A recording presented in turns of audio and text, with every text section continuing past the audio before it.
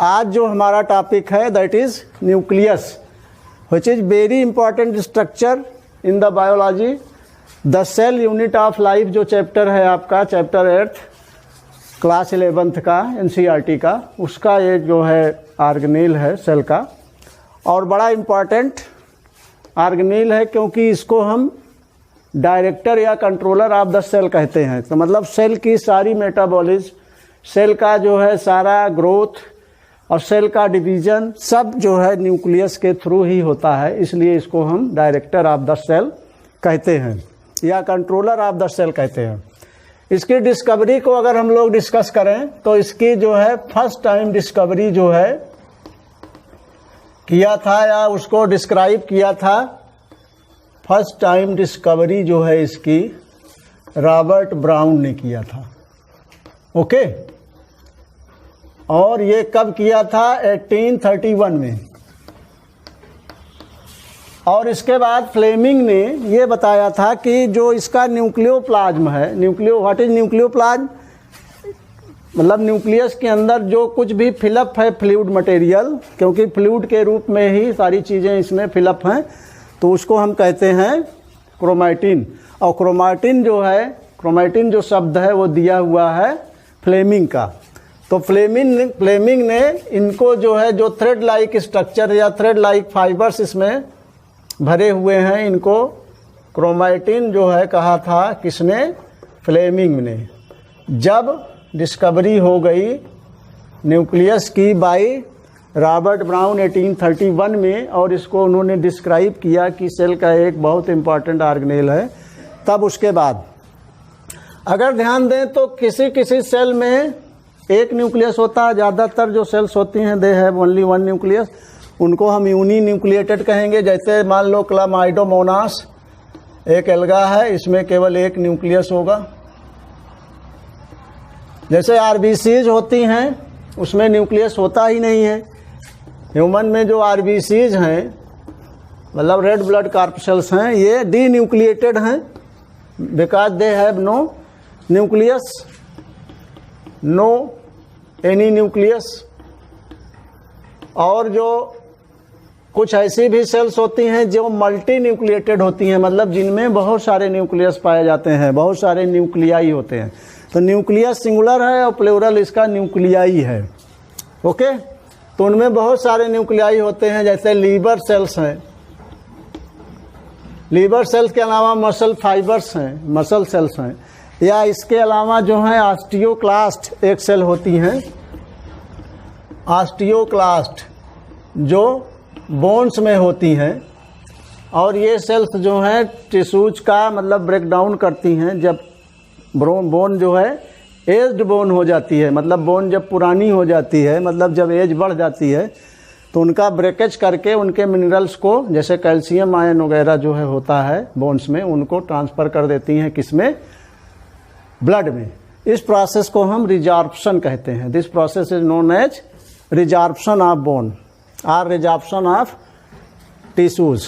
तो ये जो है इस तरह से न्यूक्लियस की जो नंबर है उसके बेस पर सेल्स डिफरेंट टाइप्स की होती हैं, उनके एग्जांपल्स आपको हमने बताया। इसके बाद जो है न्यूक्लियर मेम्ब्रेन, अब इसकी हम एक एक स्ट्रक्चर को समझेंगे और उनकी इंपॉर्टेंस को जानेंगे कि न्यूक्लियस में क्या क्या प्रेजेंट होता है। तो इसकी जो सबसे बाहर वाली लेयर आप देख रहे हैं डबल मेम्ब्रेन स्ट्रक्चर है। एक ऐसी स्ट्रक्चर है डबल मेम्ब्रेनस स्ट्रक्चर, मतलब इसमें डबल मेम्ब्रेन्स पाई जाती हैं, दो मेम्ब्रेन्स हैं। तो इनको इस जो है जो बाउंड्री है इसको हम न्यूक्लियर एनवेलप कहते हैं। और ये न्यूक्लियर एनवेलप जो है वो न्यूक्लियर एनवेलप जो है दो मेम्ब्रेन्स में डिवाइडेड है। एक को कहते हैं आउटर मेम्ब्रेन और दूसरे को कहते हैं इनर मेम्ब्रेन।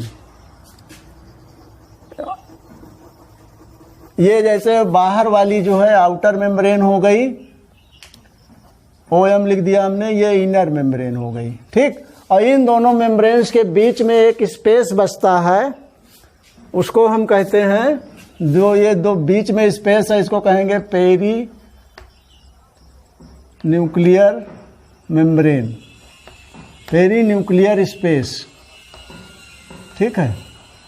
और ये दोनों इस पे मतलब गए पेरी न्यूक्लियर स्पेस। और इसके बाद जो है जो इनर मेम्ब्रेन है उसी से अटैच एक और मेम्ब्रेन जो है होती है जिसको हम न्यूक्लियर लैमिना कहते हैं। क्या कहते हैं इसको? Nuclear lamina. इसका काम क्या है? ये केवल जो है केवल और केवल इसका काम है सपोर्ट करना इस न्यूक्लियर स्ट्रक्चर्स को, इसके अंदर जो प्रेजेंट हैं उनको मैकेनिकल सपोर्ट देना। तो ये जो है न्यूक्लियर लैमिना क्या करेगी? Will provide the mechanical support to the internal organelles of the nucleus. इसके अलावा इनके जो है न्यूक्लियर एनवेलप के ऊपर मतलब न्यूक्लियर मेम्ब्रेन के ऊपर जो है राइबोसोम्स ऐसे डॉटेड स्ट्रक्चर्स अटैच होती हैं जिनको हम क्या कहते हैं? राइबोसोम्स। राइबोसोम्स हैं, इनको हम प्रोटीन सिंथेसिस के लिए इम्पॉर्टेंट स्ट्रक्चर मानते हैं क्योंकि इन्हीं के जरिए प्रोटीन की सिंथेसिस होती है। इसके अलावा इस पर इसकी जो है वाल मतलब बाहरी लेयर पर या मेम्ब्रेन के ऊपर एंडोप्लाज्मिक रेटिकुलम अटैच रहते हैं इस तरीके से। और ये एंडोप्लाज्मिक रेटिकुलम जो हैं इन्हीं के ऊपर कभी कभी राइबोसोम्स पाए जाते हैं। राइबोसोम्स कभी कभी इनके ऊपर पाए जाते हैं तो इनको हम RER कहते हैं, रफ एंडोप्लाज्मिक रेटिकुलम। तो राइबोसोम्स या तो न्यूक्लियर एनवेलप के ऊपर या जो है एंडोप्लाज्मिक रेटिकुलम के ऊपर जो अटैच हैं न्यूक्लियर वाल से या न्यूक्लियर एनवेलप से, तो उनको हम एंडोप्लाज्मिक रेटिकुलम को क्या कहेंगे? RER या रफ एंडोप्लाज्मिक रेटिकुलम। इसके अलावा दूसरी स्ट्रक्चर जो है इसके अंदर उसको न्यूक्लियोप्लाज्म कहते हैं। न्यूक्लियस के अंदर जो कुछ भी फ्लूइड मटेरियल भरा हुआ है, the fluid material inside the nucleus is called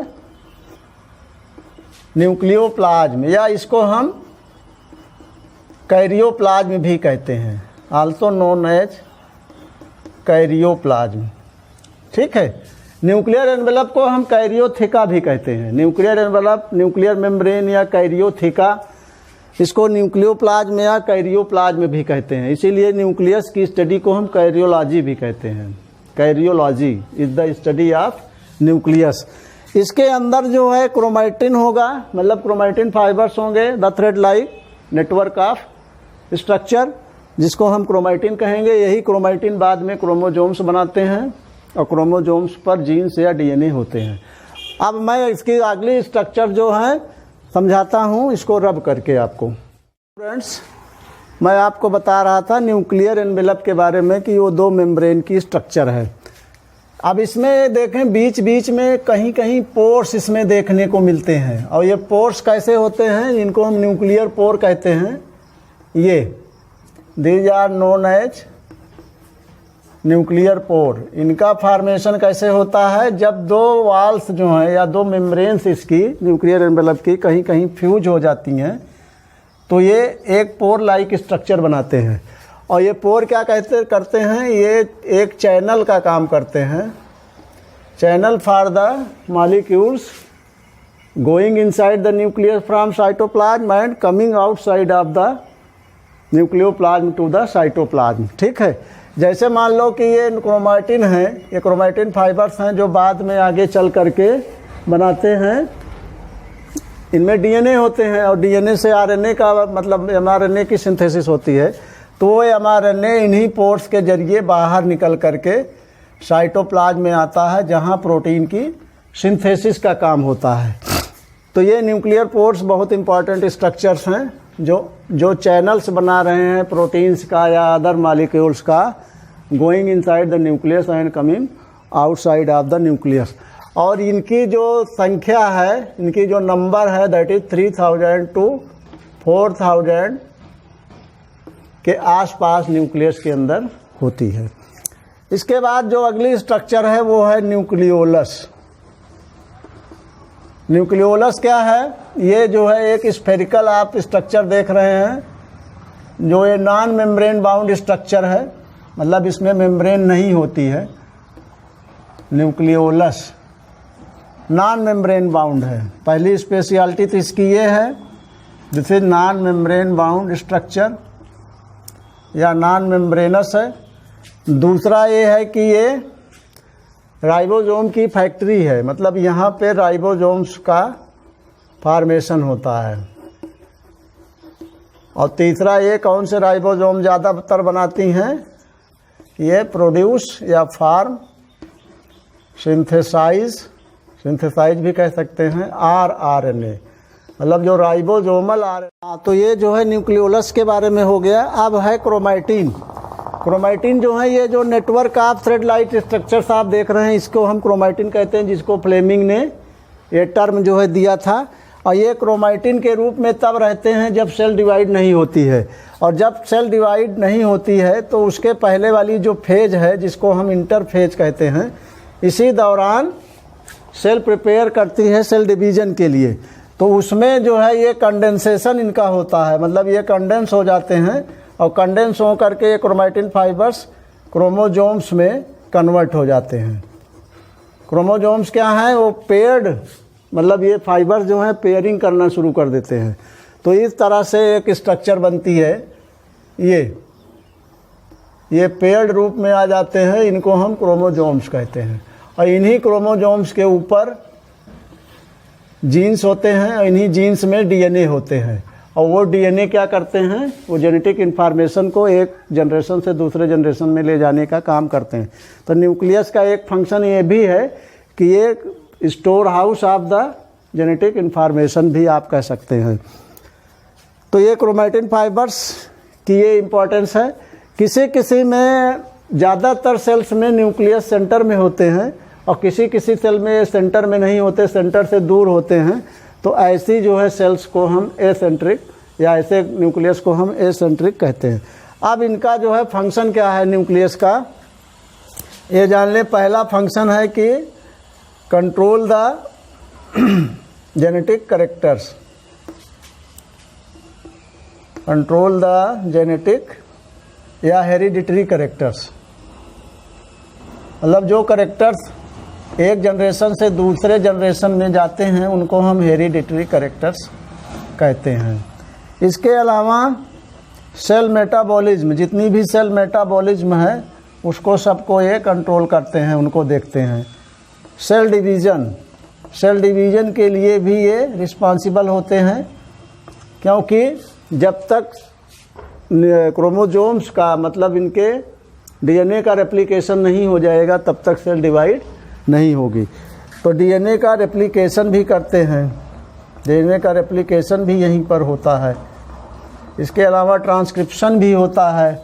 transcription क्या है, ट्रांसक्रिप्शन जो है एक प्रोसेस है जिसमें डीएनए की इंफॉर्मेशंस को एमआरएनए पर लाया जाता है और एमआरएनए से फिर उसकी प्रोटीन सिंथेसिस कराई जाती है। तो प्रोटीन सिंथेसिस के लिए भी ये रिस्पॉन्सिबल है। तो इस तरीके से न्यूक्लियस के बहुत सारे कार्य हैं। डायरेक्टर ऑफ सेल या कंट्रोलर ऑफ सेल इसीलिए कहा जाता है, बिना न्यूक्लियस के सेल अधूरी है। जैसे आरबीसीज में न्यूक्लियस नहीं होते, इसीलिए आरबीसीज की जो लाइफ स्पैन है बहुत कम होती है। ठीक है, तो इस तरीके से ये न्यूक्लियस के बारे में मैंने आपको समझाने की डिटेल में कोशिश की है। इसको आप जो है देखिएगा, लाइक करिएगा और सब्सक्राइब करिएगा। Thank you.